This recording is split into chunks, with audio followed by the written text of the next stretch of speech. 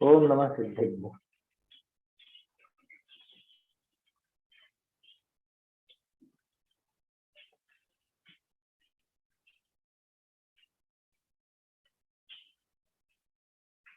केवल रवि किरणों से जिसका संपूर्ण प्रकाशित है अंतर, उस श्री जिन वाणी में होता तत्वों का सुंदर समदर्शन।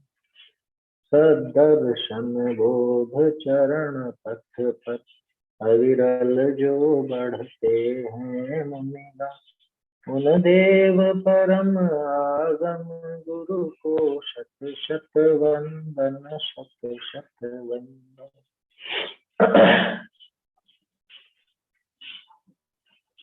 तत्व ज्ञान जीवन में कितना बदलाव ले आता है, जीवन को किस तरह से सुधार देता है, ये अपन यहाँ पे देख रहे हैं। तत्व ज्ञान एक अनूठी जीवन कला में बहुत सुंदर लेख है। लगभग इसमें सभी बात हो गई। अभी जो अपने को बात करनी है वो ये है कि ये तत्व ज्ञान प्रकट कहाँ होगा, ये प्रकट होगा तो इसके क्या प्रभाव नजर आएंगे।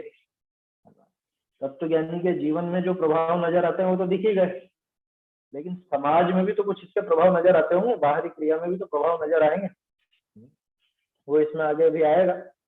कल तो अपन ने बात की थी अज्ञानी और ज्ञानी की मान्यता कैसी है कि अज्ञानी जगत की सभी वस्तुओं में या जगत के सभी कार्यों में अपना कर्तृत्व स्वीकार करता है ना। वो यही सोचता है कि ये सब मैंने किया, ये जो कुछ भी है बाहरी वैभव ये सब मैंने जुटाया, जितने भी विषय भोग हैं उन सबको मैं भोगता हूँ, या मैंने ही उनको जुटाया है, मैं ही उनको लाता हूँ, मैं ही उनका करता हरता हूँ, ये सारी बातें वो सोचता है।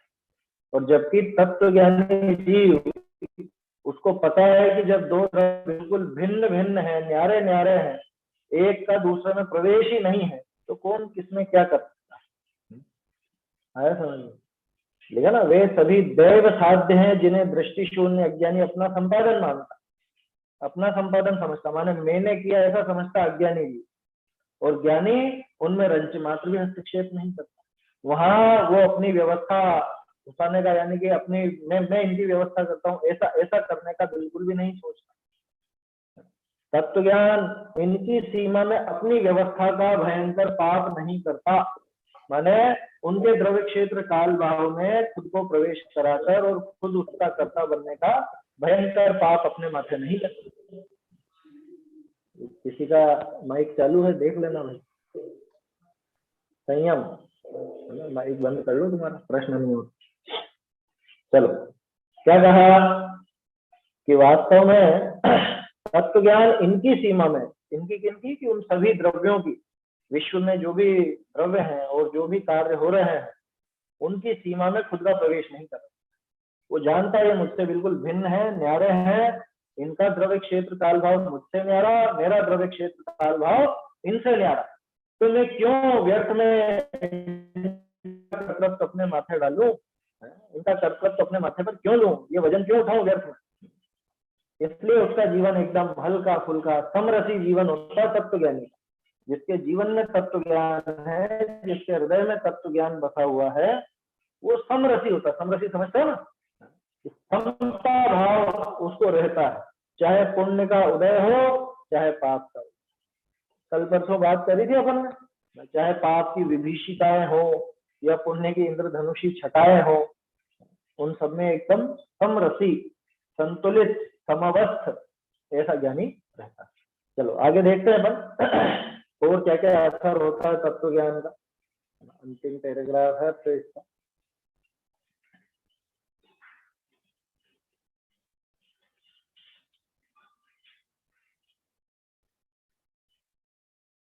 चलो कौन पढ़ेगा।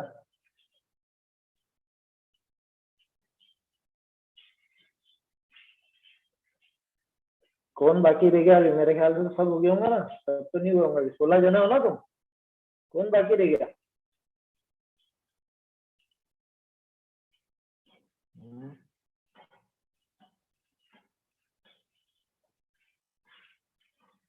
चलो संयम तुम ही पढ़ो, वो तो कोई जी नजर आ नहीं रहा है ना।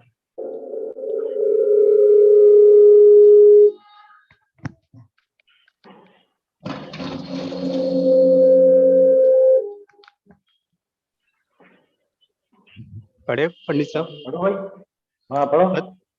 तत्व ज्ञान कसाय की शिखरों पर उल्का की तरह गिरता है। उसका उदय होते ही विभिन्न पापाचारों के वे रूप जो युग के साथ बदलते रहते हैं, जिनसे व्यक्ति के चरम पतन की समष्टि की व्यापक चेतना भी अभिशप्त एवं आहत होती है, प्रयत्नों के बिना ही अनायास समाप्त होते हैं। हत्याएं, लूटपाट, काला बाजार एवं रिश्वत जैसे राष्ट्रीय पाप एवं दहेज जैसा सामाजिक कुष्ठ जो चिकित्सा के साथ बढ़ता ही जाता है, तत्व ज्ञान के उदय से पूर्व ही निस्शेष हो जाते हैं, क्योंकि विशुद्ध मानस भूमि में ही तत्व ज्ञान का जन्म होता है। अतः पाप के असंख्य रूपों का प्रहारक तत्व ज्ञान ही लोक शांति का सुनिश्चित विधाता है। इस प्रकार सचमुच तत्व ज्ञान चरम पतन के चरम उत्कर्ष पर ले जाने वाली जीवन की खुली पुस्तक है। देखो क्या कह रहे हैं यहाँ पर, तत्व ज्ञान कषाय के शिखरों पर उल्का की तरह गिरता है। उल्का समझते हो ना, उल्कापात होता है, जैसे बिजली गिरती है। ये जो पहाड़ होते हैं, बड़े बड़े पर्वत होते हैं, ये इन बिजलियों के द्वारा खंड खंड हो जाते हैं। जब बिजलियां गिरती है ना, इनको टुकड़े हो जाते हैं, बड़े बड़े गड्ढे पड़ जाते हैं, चट्टानें टूट जाती हैं, वो पर्वत के पर्वत नष्ट हो जाते हैं। पूजा में भी पढ़ा होगा तुमने, कर्म शिखर को वज्र है। कर्म के शिखरों यानी कर्म रूपी पर्वतों के लिए वज्र के समान। तो वज्र क्या करता है? वज्र उन पर्वतों को खंड खंड कर देता है। ठीक ऐसे ही ये जो कषाय के शिखर है, कषाय के जो पर्वत है बड़े बड़े, इनको खंडित करने कौन आएगा? कि ये तो तत्व ज्ञान ही इनके ऊपर उल्का की तरह गिरता है। कि जैसे किसी पर्वत के ऊपर उल्का गिरे, धूमकेतु गिरे या और कुछ भी ऐसा गिरे, तो पर्वत मालूम ही नहीं पड़ता कि यहाँ पे पर्वत, ऐसा हो जाता है, बिल्कुल पर्वत नष्ट हो जाते हैं। ठीक इसी तरह से जब तत्व ज्ञान आता है, जब तत्व ज्ञान का उदय होता है, तो ये कषाय के शिखर, बड़ी बड़ी कषाय, पहले बहुत तीव्र कषाय थी, पहले बहुत खतरनाक कषाय थी, लेकिन वो सारी की सारी कषायों का शमन करता हुआ आता है। ये तत्व ज्ञान जब आता है तो उन कषायों का नाश करता हुआ आता है। ये पक्का समझना। इसका क्या लेना देना कषायों से? नहीं, कषायों पर फर्क पड़ता ही पड़ता है। अनंतानुबंधी समाप्त हो जाती है। अनंतानुबंधी तो वो है ना जिसमें अनंत अनंत संसार का अनुबंध हो। तो ऐसा अनंत संसार का अनुबंध कराने वाली वो अनंतानुबंधी कषाय सबसे पहले गायब होती। और अप्रत्यक्षानावरण, प्रत्यक्षानावरण, संज्वलन आदि में भी जो तीव्रता जहां पे नजर आती है, सबसे ज्यादा तो अप्रत्यक्षानावरण में ही नजर आई अनंतानुबंधी के बाद। तो वो तीव्रता भी एकाएक नहीं दिखती, सभी कषायों का शमन कर देता है। ये तत्व ज्ञान जब आता है तो इन कषायों का शमन करता हुआ, इन कषायों के पर्वतों को तोड़ता हुआ आता।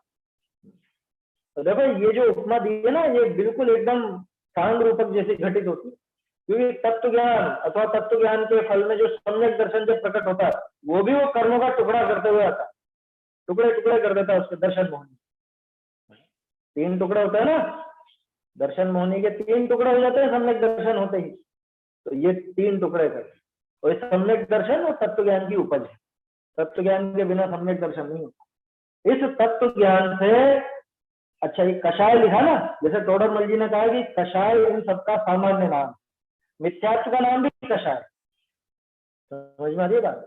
मिथ्यात्व को भी कषाय कहते हैं, कहीं कहीं पर प्रकरण अनुसार मिथ्यात्व को भी कषाय कह दिया जाता है। तो कषाय के शिखरों पर माने मिथ्यात्व और बाकी कषाय वो सब ले लेना, दर्शन मोहनी और अनंतानुबंधी आदि सारी कषाय वो सब ले लेना है क्या? तो तत्व ज्ञान जब आता है तो इन कषाय के शिखरों पर उल्का की तरह गिरता है। माने वास्तव में उसके तो 3 टुकड़े कर ही दिए, और वो अनंतानुबंधी भी ऐसी गायब हुई जो पता ही नहीं चली कि पहले थी भी सही।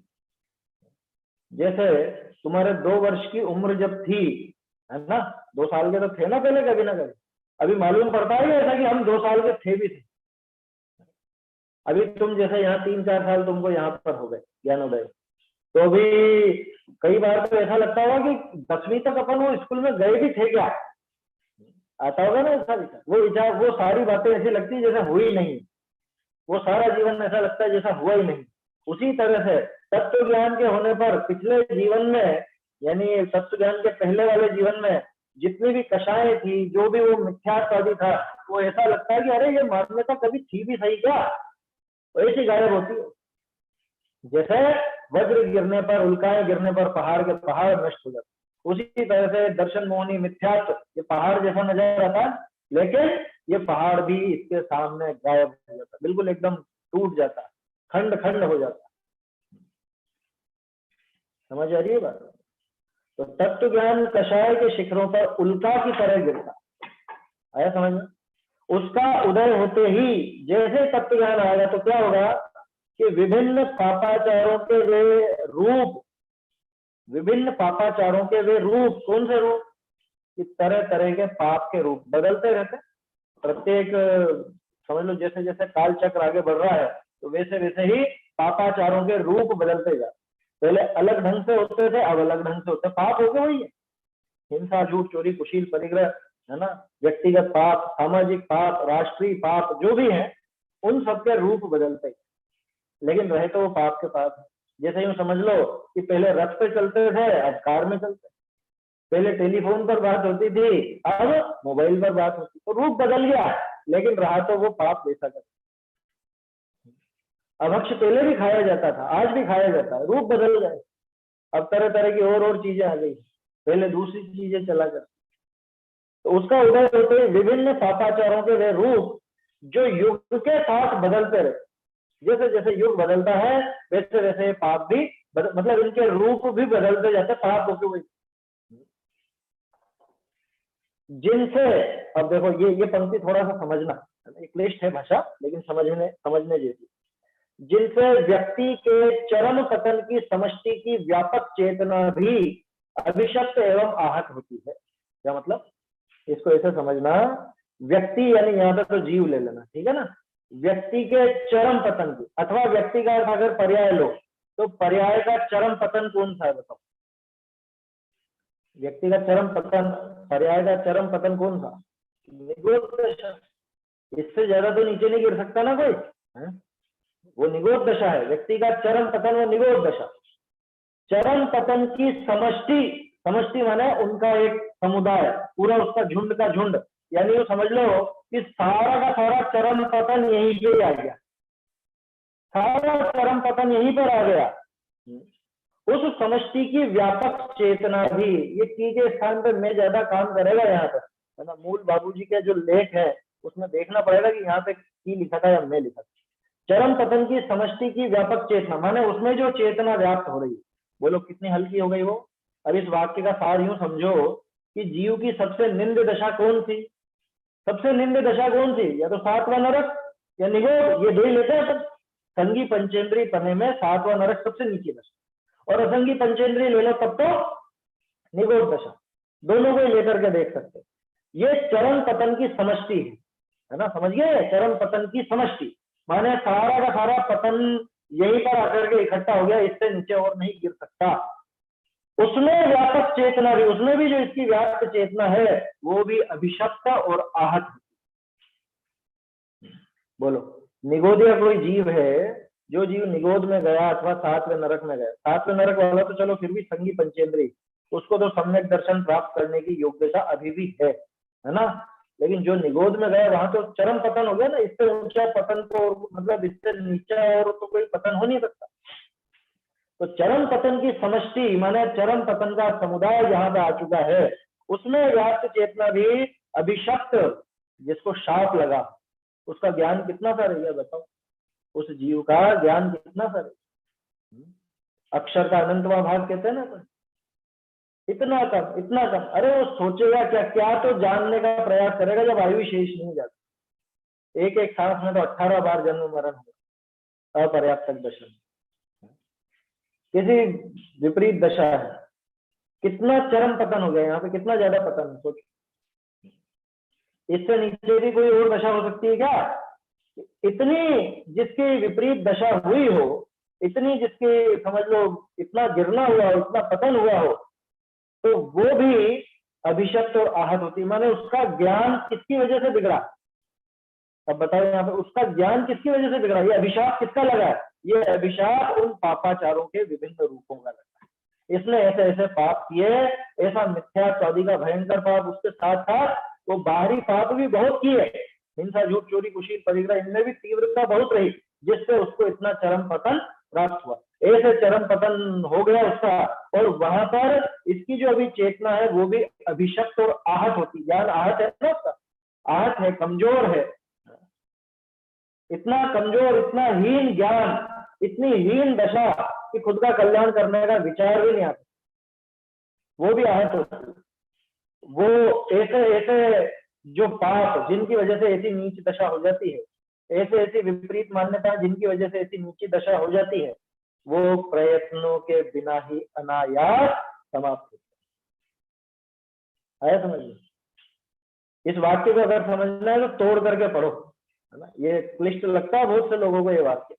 देखो मैं बताता हूँ, जहां पे चाहो तो तोड़ लो अलग से ही, अपने कॉपी में लिख लो, चाहे इसमें निशान लगा लो पेन से।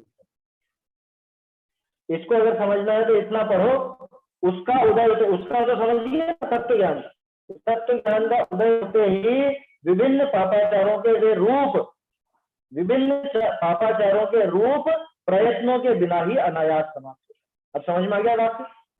विभिन्न पापाचारों के वे रूप, विभिन्न पाप के रूप प्रयत्न बिना ही अनायास समाप्त होता। अब वो पाप कैसे है, उसकी दो विशेषता।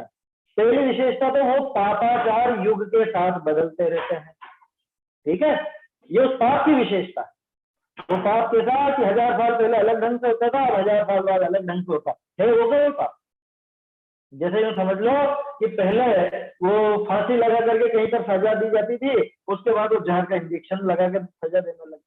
हिटलर आया, उसने नई विधियां इजाद कर, क्या गैस चेम्बर में मार दो इनको बार, तो है तो वो हिंसा ही, समझ में आ रही है बात? तो विभिन्न पापाचारों के वे रूप प्रयत्नों के बिना अनायास समाप्त हो जाते हैं। जो पापाचार हर युग के साथ अपना रूप बदल लेते, है ना, समझ में आ रही है बात? जो पाप हर युग के साथ अपना रूप बदलते हैं, वो रूप भले ही बदल रहे, लेकिन वो सारे के सारे पाप नष्ट। ये विशेषण दिया क्यों?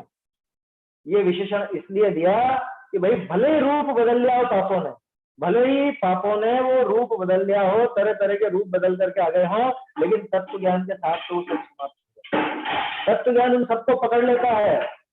जैसे कोई शातिर अपराधी हो ना, वो शातिर अपराधी भेष बदल करके इधर उधर घूमता है और पुलिस की पकड़ में गया, चकमा देता रहता। ऐसे ही ये पाप विभिन्न रूपों में अपने सामने आता है, हर युग के साथ वो पाप बदलते रहते। समझ में आ रहा?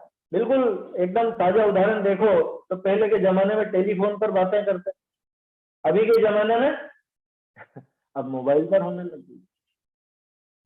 पहले आप फोटो खींचते तो उनको सुरक्षित रखते थे, उनको फोटो की प्रिंट निकलवा के, अब कोई प्रिंट नहीं निकलवाता, अब मोबाइल में, कंप्यूटर में, अपने टैबलेट वगैरह में उनमें सुरक्षित रखते, जब मन पड़ोस में देखते, तो काम तो वो वही हो रहा।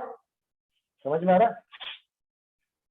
तो विभिन्न पापाचार जो हर युग के साथ अपना रूप बदल लेते थे, वो उन पापाचारों को भी तत्व ज्ञान पकड़ करके, पहचान करके, है ना, और उनका खात्मा कर देता, नष्ट कर देता है। दूसरी विशेषता क्या है उन पापों की, कि जिनकी वजह से व्यक्ति के चरम पतन की समष्टि, है ना, चरम पतन की समष्टि में पड़ जाता है वो व्यक्ति, चरम पतन की जिसमें समष्टि होती है, और उस व्यक्ति की, यानी उस जीव की, उस पर्याय की, उसमें जो चेतना है वो चेतना भी अभिशप्त कहलाती है। अरे ये तो इसको ऐसा शाप लगा, इसका ज्ञान ज्ञान सब खत्म, ऐसी अभिशप्त हो गई, ये उन पापों का शाप लगा। और आहत होती है ना, दुखी होता रहता है हमेशा। तो वे सारे पाप भी प्रयत्नों के बिना अनायास ही समाप्त होते हैं, बिना कोशिश की अपने आप ही स्वयं समाप्त हो जाएंगे। कब? जब हृदय में तत्व ज्ञान आएगा तब सारे पाप छूट जाते हैं ना उसके बाद। अरे देखो तो सही, शंभू कुमार का उदाहरण, शंभू कुमार की कहानी पढ़ी, सत्य व्यसनी थे, है ना, कृष्ण जी के बेटे, प्रद्युम्न कुमार के भाई, है ना, सौतेले भाई थे, लेकिन बहुत प्रेम था उनका आपस में। तो शंभू कुमार सत्य व्यसनी थे। अब बोलो सत्य व्यसनी को कहा जाना चाहिए, कैसी दशा मिलनी चाहिए? कि वो तो सात व नरक निगोद यही मिलना चाहिए। लेकिन ये तत्व ज्ञान का जैसे ही उदय हुआ तो पापाचारों को सबको नष्ट कर दिया, सारे पापों का नाश करके वो तो मोक्ष। वो राजा सौदास, राजा सिंह सौदास, वो मनुष्यों को मार करके खाता था। ये कहानी सुनी कि नहीं सुनी पहले? विराट ध्रुव, ये कथा मालूम है या नहीं राजा सौदास की? वो मनुष्यों को मार करके खा जाता था। अब सोचो इतना भयंकर पापाचार, ये कहा ले जाएगा कि ये तो चरम पतन इसको मिलना चाहिए, लेकिन इस चरम पतन से भी ये बचा ले। ये तत्व ज्ञान ऐसे उन सभी पापों का नाश कर देता है, उन सभी पापों को नष्ट करके और मोक्ष तक पहुंचाता है। क्या हो गया?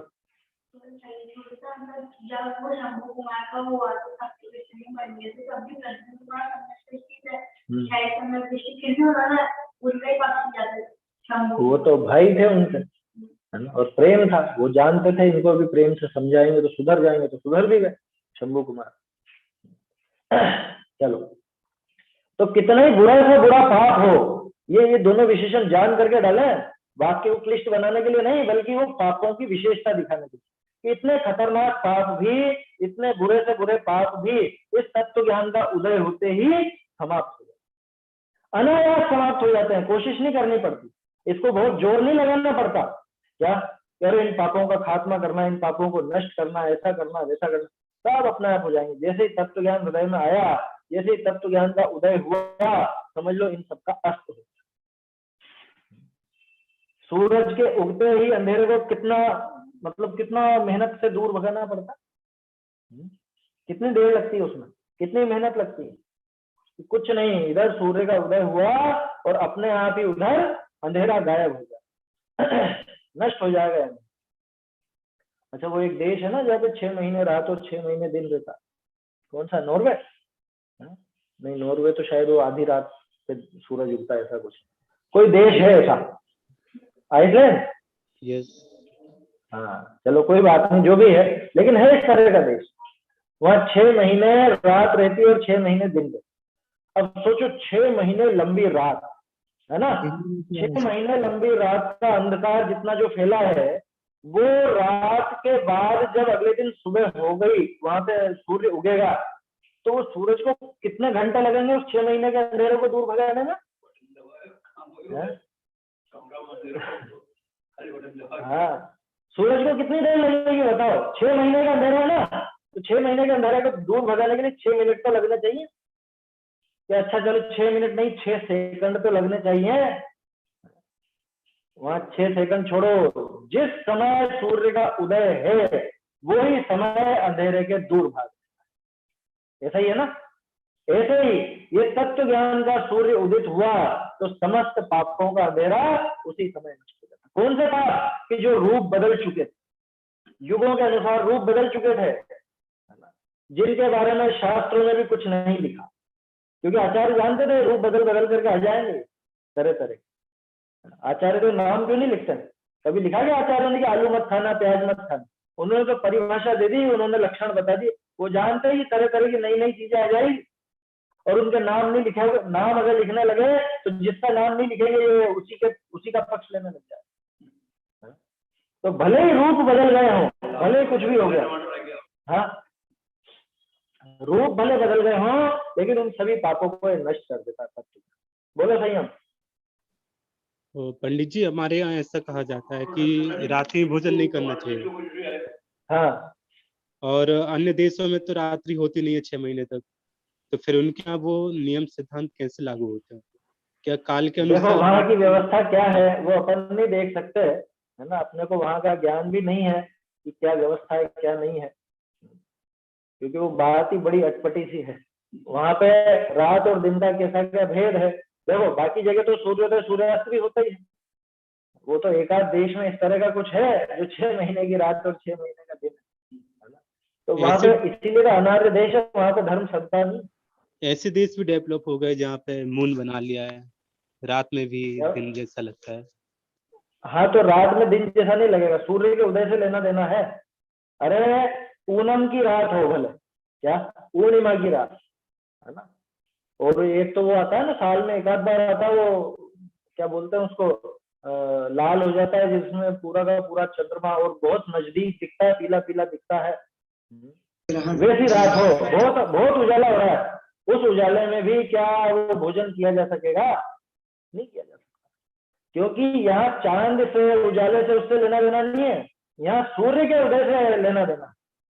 सूर्य अगर उदित रहेगा तो भोजन किया जा सकता है। वो नजदीक आता तो वो लाल दिखता है, वो ब्लड मून जाने का नाम देते हैं उसको। बहुत ज्यादा नजदीक हो जाता है ना जब चांद, तो ऐसा लाल या पीला सा दिखता है। तो वो है, कुछ भी हो, कैसी भी रोशनी हो, जिसके रात्रि भोजन का त्याग है, वो कौन सी रात में भोजन करेगा? अमावस की रात में कि पूनम की रात में? लाइट जला करके कि बिना लाइट जला? अरे भेद ही नहीं है वो। समझ में आ रही बात? उसकी जहाँ बात ही रात ही नहीं। नहीं क्यों? होती। क्योंकि यहाँ तो सीधी सीधी बात है कि सूर्यास्त हुआ और वो उसके रात्रि प्रारंभ, चाहे रात में कितना ही उजाला। तो कृत्रिम सूरज बना लेगा, कृत्रिम चांद बना लेगा, उससे कोई फर्क नहीं पड़ता। तो जहाँ सूर्यास्त नहीं होता वहां पे क्या होगा? कहाँ पे नहीं होता सूर्यास्त? अभी 3-4 देश के नाम है ना, वहाँ 6 महीने हाँ नहीं हाँ, होता, कोई 6 बात नहीं, महीने। वहाँ 6 महीने रहता है तो सब तो अनार्य वहाँ देश काल के समझना, वहाँ धर्म अनुसार, सदता ही नहीं। समय के अनुसार नियम का पालन करते किसके हैं हिसाब से समय लगाओगे वहां पे? समय कैसा लगाओगे? कि 7-8 बजे के बाद नहीं करेंगे तो ठीक ऐसा है। नहीं, ऐसा नहीं। वहां सदैव नहीं, ऐसी जगह जाना ही क्यों? ऐसी जगह का विकल्प ही क्यों रखना? नहीं नहीं, है ना, लोग रहते हैं वहाँ, रहते हैं वहां पे, लेकिन वहाँ धर्म नहीं सदेगा। ये सारा अनार्य देश है। आया समझ? एक वो धर्म के 10 लक्षण थे ना मंगत राय जी के, पहले पढ़े थे। जा बसे अनारज देश, धरे बहु भेष, धर्म का लेश न मन में लावे, रणभूमि में जाए मरे अरु मारे, इस तरह का कुछ था। अनार्य देशों में जाकर के और वहां पे कमाई करने की सोचता है। अरे मूर्ख है तो यहीं रह लेना, यहाँ क्या कमी आ गई? ये सब जगह अनार्य देश है, वहां पे धर्म सदने वाला परंतु नहीं। सिद्धांतों को कोई देश की बाधत हो ना होती, देश काल की बाधा नहीं होती। तो ये भी तो सिद्धांत है। अनार्य देशों का नाम अनार्य क्यों? आर्यखंड और म्लेच्छ खंड क्यों? वहां धर्म सदता ही नहीं, ये भी तो सिद्धांत की बात है। तो ऐसे ही समझना, वो म्लेच्छ खंड टाइप से समझ लेना उसको। वहां जाएगा कौन? क्यों जाओगे बताओ? धर्मात्मा जो जीव है, जिसको अपना धर्म साधन करना है, जिसको धर्म की रक्षा, वो इसी जगह क्यों जाएगा? भाई जहां पे अपना धर्म सदैव वहां रहे, वहां पे काम करे। आया समझ में?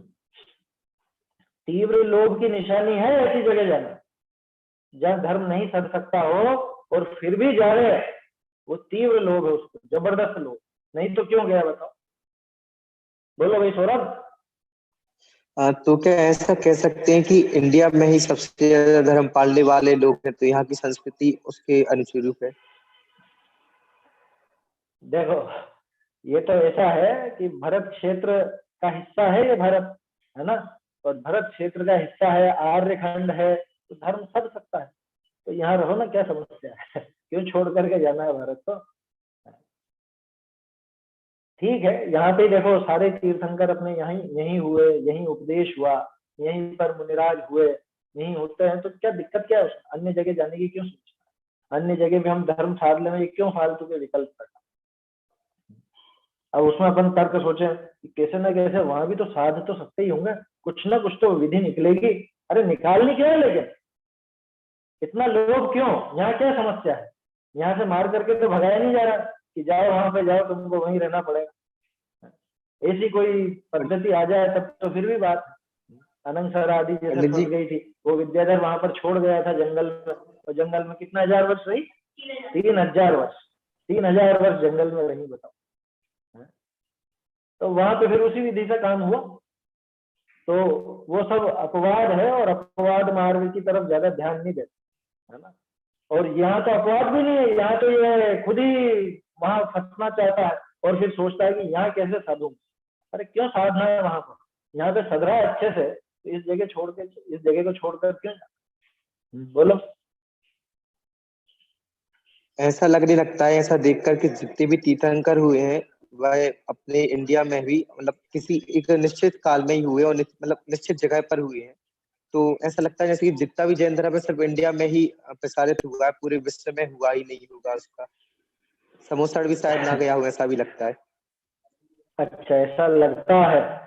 पुराण पढ़े तुमने? हाँ? पुराणों को पढ़ो, कहाँ कहाँ समोसरण गया, और कौन कौन से देश के सब वो आए थे, वो सब नाम आते हैं उसमें। ये जावा, बाली, सुमात्रा, ये सब नाम आते हैं। अफगानिस्तान तक भारत फैला हुआ था, पता ही नहीं। भारत का जो भूभाग है वो कहाँ तक फैला था? अफगानिस्तान तक। तो अफगानिस्तान उधर, और इधर, और जाकर के देखो चीन का भी नाम आता है। और म्यांमार। ये सब नाम ध्यान रखना, ये भौगोलिक संरचनाएं जो है, इनके नाम जो मिलते हैं ये इसलिए मिलते हैं कि आचार्यों ने सुन रखे थे। तो कथाएं तो आचार्यों ने लिखी थी, है समझना। तो उनको जो जो चीजों का ज्ञान था, जिन जिन चीजों का ज्ञान उनको था, उनके नाम उन्होंने लिखे। और अयोध्या, अयोध्या का वर्णन पढ़ते हैं अपन, तो अयोध्या अभी जितनी सी उतनी सी नजर आती है। अगर अयोध्या का वर्णन पढ़ने जाओ तो ये अयोध्या तो बहुत छोटी लगती है।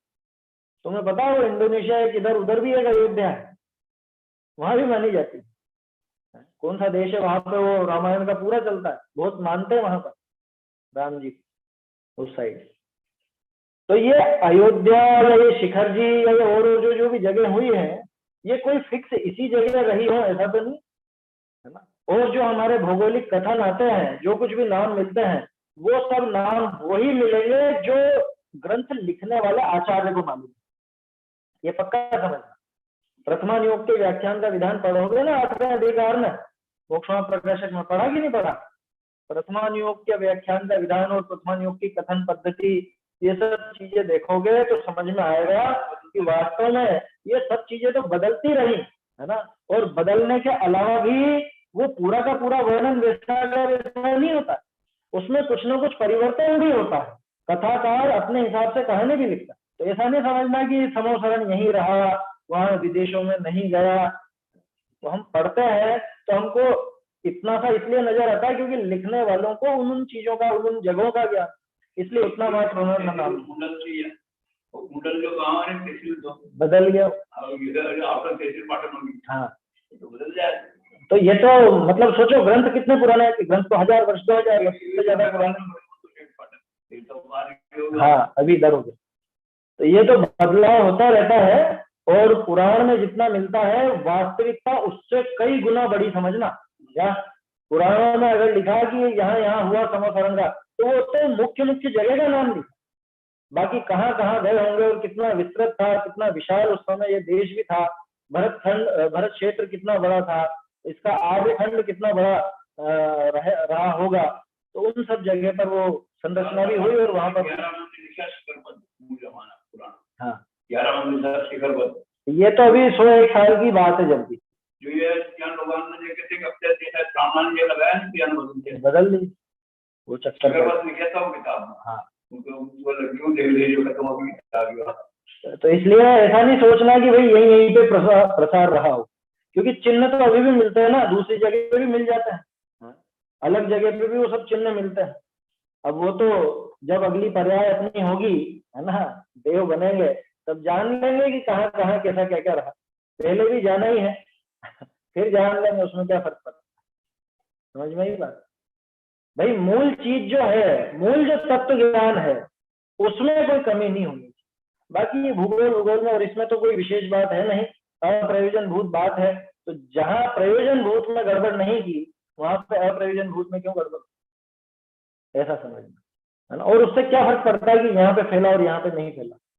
आदिनाथ जी का जितना फैला था उतना महावीर स्वामी का नहीं फैला, ये अपन जानते। तो उससे क्या महावीर स्वामी की बात कम सच्ची हो गई क्या? आज मान लो जैसे तुम कह रहे हो कि धर्मात्मा तो सब भारत में दिखते हैं, तो उससे क्या फर्क पड़ेगा? धर्मात्मा भारत में ही दिखते हैं तो ये तो अच्छी बात है ना अपने लिए। बाहर नहीं दिख रहे हैं तो यूं समझ लो कि यहाँ अपन साध सकते हैं, ऐसी जगह है। इससे क्या फर्क पड़ गया कि बाहर नहीं दिख रहे हैं, धर्मात्मा यही दिख रहे हैं? तो वो तो कम ही मिलेंगे हमेशा। छठा अधिकार पढ़ना, अन्य मतियों की संख्या ज्यादा क्यों, अन्य मतियों का अभिप्रसार ज्यादा क्यों? कि जहां पे ये जीव सहज रूप से विषय भोगों में लगता है, और जब धर्म के नाम पर इसको ये सब चीजें आसानी से मिल जाए तो क्यों नहीं अपनाए? उसको ये वैराग्य, उसको ये विषय भोगों का त्याग ये कठिन लगता है, तो वो इसकी तरफ ललायत नहीं होता। ये सीधा सा जवाब है। प्रसार कम या ज्यादा होने से फर्क नहीं पड़ता, सत्य नहीं बदल जाता। 1000 लोग कहने लग जाए सूरज पश्चिम से उगता है, और तुम अकेले कह रहे हो कि सूर्य पूर्व से उगता है, और तुम्हारी बात नहीं माने, तुमको उसके लिए सजा भी दे दी जाए, तो क्या होगा? तुम्हारी बात झूठी सिद्ध हो जाएगी। सच्ची तो वही रहेगी ना, भले एक ही जना बोल रहा हूँ, भले वो सच बोलने पर सजा दी जा रही है, तो भी सच्ची तो वही रहेगी बात। इसलिए उससे प्रभावित मत होना क्या कि इतनी जगह पे फैला या इतनी सी जगह पे फैला या इतने ही लोग मानने वाले हैं, कम लोग हैं मानने वाले। हीरे हमेशा कम ही होते हैं और हीरे कहीं कहीं ही मिलते हैं, हर जगह नहीं मिलते, ये समझ लो। बाकी कांच तो सभी जगह मिलता है, समझ में आ रही है बात। शेर की जनसंख्या कितनी है? शेरों की जनसंख्या कितनी होती है?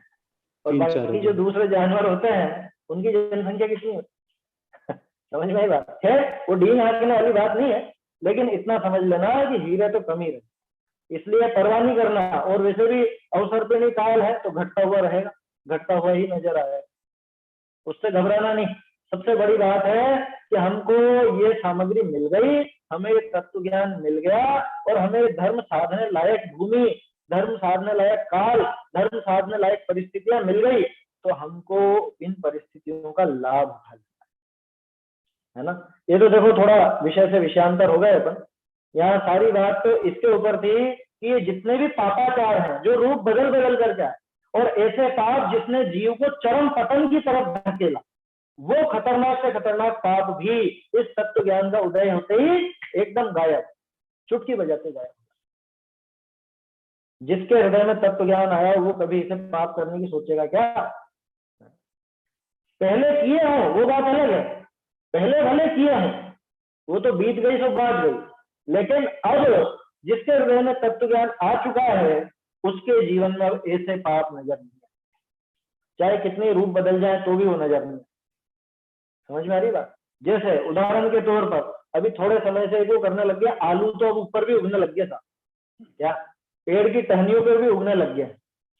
अभी बताओ जिसके जमी कंद का त्याग है, अभी रूप बदल गया ना, रूप बदल गया ना, युग के साथ रूप बदल गया आलू का, कि पहले जमीन के नीचे उग रहा था ऊपर उगने लग गया।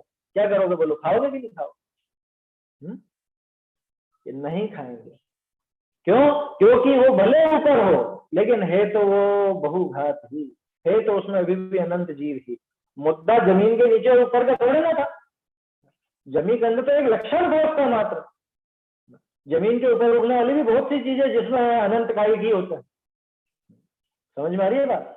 वो भी बहुघात नहीं आते हैं, तो भले वो ऊपर उग जाए लेकिन वो हमारे लिए भक्ष्य नहीं हो जाता। तो तत्व ज्ञान चुटकियों में निर्णय निकालता, रूप बदल लेना, लोगों ने रूप बदल दिया कि हम जमीन के नीचे नहीं उगाएंगे, हम तो ऊपर उगा लेंगे। एक ऊपर उगाओ चाहे नीचे उगाओ, है तो वो जड़ ही, है तो वो मूल ही, है तो वो कंद ही। आया समझ में? वो कंद ही रहेगा, वो कोई ऊपर सब्जी जैसा नहीं हो जाए, तो वो तो दोषपूर्ण ही है। और तत्व ज्ञानी जीव चाहे पाप कितने भी रूप बदल ले लेकिन उनको पहचान करके झट से उनको छोड़ता। समझ में आ रही है बात? ये तो एक अभक्ष का उदाहरण ले लिया, इसी तरह से और भी समझ लेना। जैसे समझ लो कि पहले चोरी की जाती थी, कैसा कि किसी की जेब में से रुपए निकाल करके ले गए, अब वो काम नहीं होता, अब कैसा होता है, अब ऑनलाइन होता है। तो ये बोलो तत्व ज्ञानी को ऑनलाइन की छूट रहेगी क्या? है कि ऑनलाइन तो फ्रॉड कर लेना, बस इसके बैंक खाते में से इधर निकाल के इधर कर लेना। तत्व ज्ञानी तो वो भी नहीं, रूप भले बदल गए हैं, पहले जेब में से रुपए निकाले जाते थे, घरों में से चुराए जाते थे, अब सीधे बैंक अकाउंट से आपके ऑनलाइन ही निकाल लिए जाते हैं, वो सबके सब चोरी ही है। रूप भले बदल गया हो लेकिन तत्व ज्ञानी जीव ऐसी गड़बड़ियों में नहीं फंसता, है ना। तत्व ज्ञान उन सबका निषेध कर देता है, वो पाप चाहे रूप बदल करके सामने आए और चाहे वो जीव को कितने ही चरम पतन की ओर ले जाए, लेकिन तत्व ज्ञान उन सबका एक झटके में समापन करता है।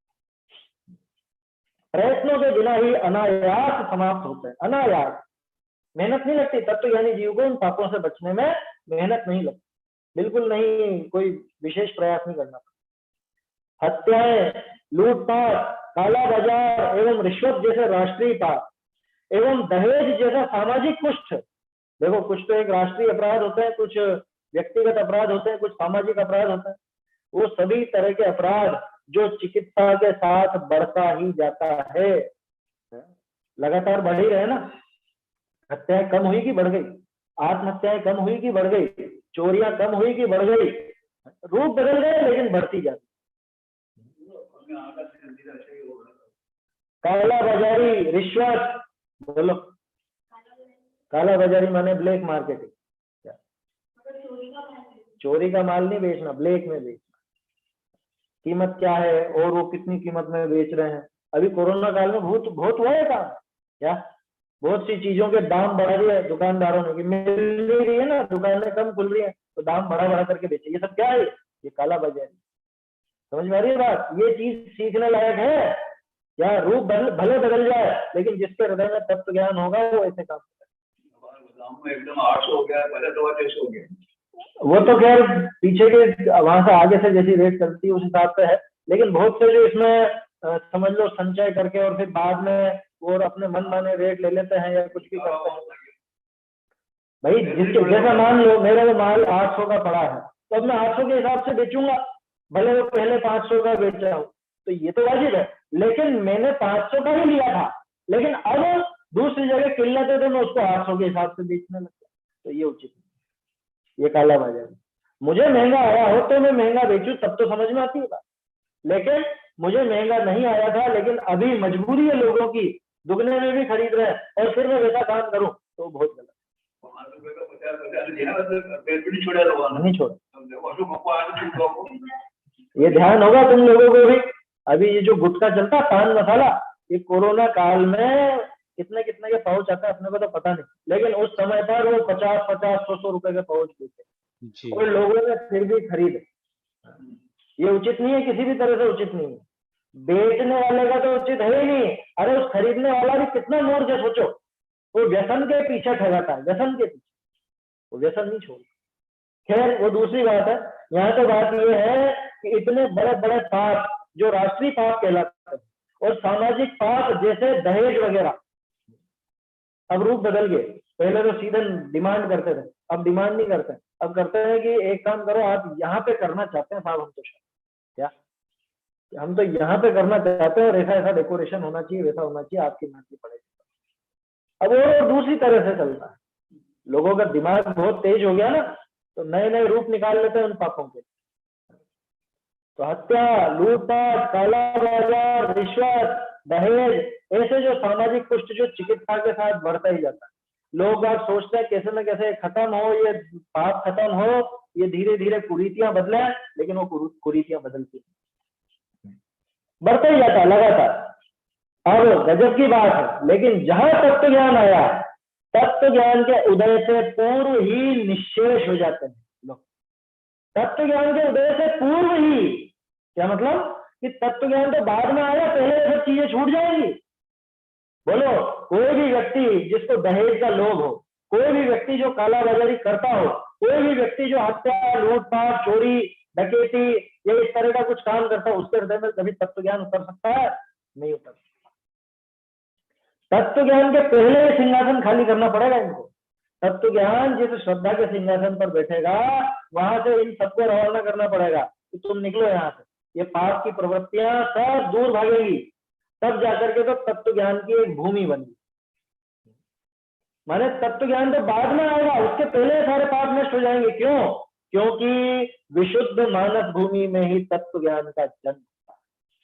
जहां पे मानस इतना पवित्र, मानस माने अपना अंतरंग, अपना चित्त, अपना हृदय, वो इतना पवित्र हो, इतना वहां पे समझ लो पापों की प्रचुरता ना हो, बड़े बड़े पाप जहां पर नहीं होते हो। सामान्य मामूली तो जीवन भर लगा ही रहता है जब तक मुनि दशा ना हो तब तक, लेकिन ये सारे के सारे पाप दूर हो जाते हैं। वो विशुद्ध मानस भूमि होती है, वहीं जाकर के तत्व ज्ञान पैदा होता है, वहीं जाकर के प्रकट होता है। विशुद्ध मानस भूमि में ही तत्व ज्ञान का जन्म होता है। बोलो आपको एक वो कोपल उगानी है, कोपल समझते ना, अंकुर, छोटा सा अंकुर फूटता है, एक बीज आपने बोया, उसका अंकुर फूटता है, कहाँ पे फूटेगा? पत्थरों के ऊपर, चट्टानों के ऊपर, कि नरम भूमि में? भूमि नरम चाहिए, वहां पे सम्यक दर्शन पैदा होगा। तो सम्यक दर्शन का जो बीज है, सम्यक दर्शन का जो अंकुर फूटेगा, वो अंकुर कहाँ फूटेगा? कठोर चित्त में नहीं फूटेगा, बहुत बड़े बड़े पाप जहां भरे बैठे हो वहां नहीं फूटेगा। कह रहे थोड़ी देर पहले तो आप कह रहे थे शंभू कुमार वगैरह और वो राजा सोदा, अरे तो वो सब चीजें छूटी ना, पहले छूटी वो सब चीजें, तभी जाकर के तो वहां पे धर्म प्रकट हुआ। वो शेर को मांस खाते खाते सम्यक दर्शन हो गया, अपन ऐसा कहते हैं, ऐसा नहीं कहना। मांस खाते खाते नहीं हुआ, मांस खा रहा था, वो मांस की लिप्सा छूटी तब जाकर के तत्व ज्ञान अंदर बैठा। समझ में आएगा? वो एकदम चौंक गया, हक्का बक्का रह गया कि ये क्या हुआ, ये मुनिराज जी ऐसे दिख रहे हैं, कोई मैंने आज तक ऐसा भाव किसी के चेहरे पे देखा नहीं, इनके चेहरे पे कोई डर नहीं, कोई भय नहीं, ये मुझे देख करके भाग नहीं रहे, सब तो मुझे देख करके भाग जाते हैं, इनके चेहरे पे इतनी असीम शांति कैसे, ऐसा तो मैंने किसी भी जीव के ऊपर नहीं देखा। वो चौंक गया एकदम से, और फिर वो विशुद्धता जागी, पिछला भी उदय, पिछला भी याद आया, और फिर सम्यक तो प्राप्त। तो पहले छूट गया ना, तो वास्तव में तत्व ज्ञान के जन्म के पहले ये सब चीजें छूट जाए, कैसी भी हो, कैसी भी, ये चोरी, लूटपाट, हत्या, काला बाजारी, रिश्वत, ये तो बड़े बड़े नाम है, अपन अपने जीवन में घटित करके देखे। मान लो तुम सब्जी लेने गए, है ना, उदाहरण के तौर पर कुछ भी सामान लेने गए बाजार, अब वो सामान तो 200 का बनता था, लेकिन भूल चूक में उस दुकानदार ने 100 रुपए मांग लिए, ठीक है, और तुमने 100 रुपए दे दिए। तुमको पता है कि 200 बन रहा जोड़, इसके जोड़ में गलती, इसके जोड़ में गलती, और उसने 100 मांगे और तुम 100 देकर के चले। ये क्या है? ये तत्व ज्ञान प्रकट नहीं होगा यहाँ।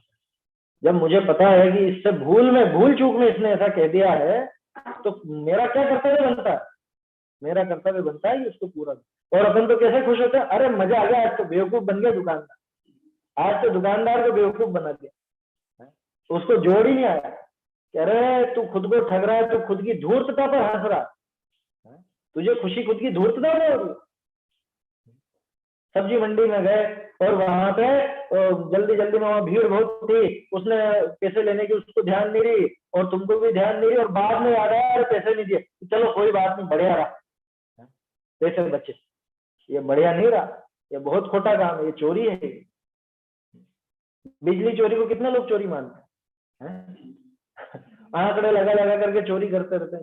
ये क्या है भाई? बिजली वस्तु है, आप उसका उपभोग कर रहे हो, तो उसका जो भी उपभोग कर रहे हो उतना किराया दो, जो भी उसका समझ लो शुल्क बनता है वो शुल्क अपने को चुकाना चाहिए। ये सब चीजें, इनके नाम सामने नहीं आएंगे, नाम तो ऐसे आते हैं हत्या, लूटपाट, काला बाजार, रिश्वत, लेकिन हमें हमारे पूरे जीवन में कैसी कैसी घटनाएं होती हैं उन पर घटित करके देखना कि कहीं मैं ऐसा तो नहीं कर रहा हूँ कि जिसमें ये धूर्तता शामिल हो, जिसमें ये पाप शामिल हो जाते। जाने अनजाने भी ऐसा काम नहीं करना, तब जाके तो तत्व ज्ञान को प्रवेश मिलेगा। तत्व ज्ञान जब आता है ना, तो उसके पहले ये सारी चीजें ये साफ हो जाती। अरे प्रधानमंत्री या राष्ट्रपति आए तो आपके गांव की, शहर की सड़कें रिपेयर हो जाती कि नहीं हो जाती? बस उसी तरह से ये तत्व ज्ञान और सम्यक दर्शन आने वाला है, तो उसके पहले सारी रिपेयरिंग हो जाएगी।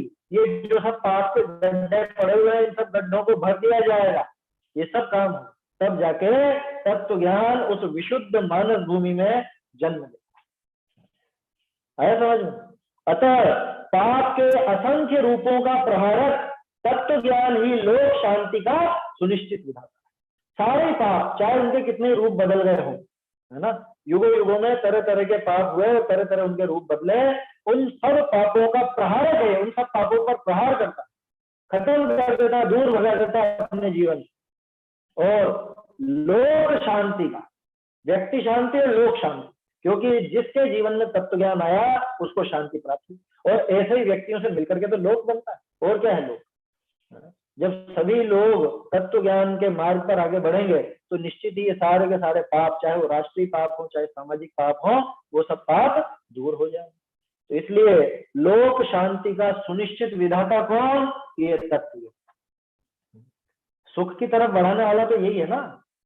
सुख किससे होगा? सम्यक दर्शन आदि से। उस सम्यक दर्शन का उपाय क्या है? कि तत्व ज्ञान। तो तत्व ज्ञान इस जीव को शांति के मार्ग पर आगे बढ़ाता है, समस्त लोक को विश्व शांति के मार्ग पर अग्रसर करता है। इस प्रकार सचमुच तत्व ज्ञान चरम पतन से चरम उत्कर्ष तक ले जाने वाली जीवन की खुली पुस्तक है। चरम पतन से, बिल्कुल नीचे से नीचा गिर गया हो, उदाहरण लिए थे ना अपन, शंभू कुमार का, सोदास का, और भी उदाहरण ले सकते, श्रेणी आदि सबका ले सकते। चरम पतन से चरम उत्कर्ष तक ले जाना, अरे शेर से महावीर बने। चरम पतन माने सर्वोत्कृष्ट, बिल्कुल सर्वोत्कृष्ट क्या, सर्व निकृष्ट, सबसे ज्यादा निकृष्ट दशा, वो चरम पतन, चाहे साथ में नरक की हो चाहे निगोद की, चाहे कितनी बड़ा पाप की हो, और उससे चरम उत्कर्ष माने मोक्ष, अनंत सुख तक ले जाने वाली जीवन की खुली पुस्तक है। तो जीवन में तत्व ज्ञान का प्रवेश होना चाहिए, तब जाकर के तो जीव सुखी हो सकता है। तो ये तत्व ज्ञान जीवन की ये अद्भुत कला है, अनूठी कला है, और इस कला को जल्दी से जल्दी हमको सीखना चाहिए, है ना। ये पहला लेख अपना पूरा हो गया। अब सम्यक दर्शन और उसका विषय दूसरा लेख, ये अपन कल से देखेंगे। निज निधि निज में बताई यह अनंत उपकार है, इसके लिए जिन वाणी मांगो शत बार वंदना शत बार। एक साथ